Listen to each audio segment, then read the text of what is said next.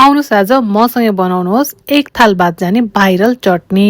थोरै सामग्रीमा छिट्टो मिठो बनेर तयार हुने यो भाइरल चटनी हजुरले एकचोटि बनाउनु भयो भने अरू अचारहरू खानै बिर्सनुहुन्छ, त्यति मिठो हुन्छ।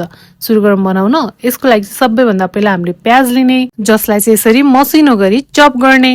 प्याजलाई मसिनो गरी चप गरिसकेपछि हामीले यहाँ लिन्छौँ लसुन, यसलाई पनि यसरी नै चप गर्छौँ। यो सँगसँगै लिन्छौँ हामीले अदुवा, अदुवालाई पनि यसरी नै मसिनो गरी चप गरेर तयार गर्ने। सबै तयार भएपछि एउटा औखलीमा भुटेको बदाम लिने र त्यो बदामलाई कुट्ने। अब एउटा भाँडामा सबै सामग्रीलाई राख्दै जाने। यो सँगै राखिदिने तिल, त्यसपछि राखिदिने रातो धुलो खुर्सानी, थोरै बेसार, स्वादअनुसार नुन, थोरै जिरा धनियाँको धुलो अनि टन्नै हरियो धनियाँ काटेको। त्यसपछि यसलाई झान्नको लागि एउटा प्यानमा तेल मात्र तताउने। तेल मजाले तातेको हुनुपर्छ, त्यसलाई चाहिँ माथिबाट झ्वाइँ झानिदिने।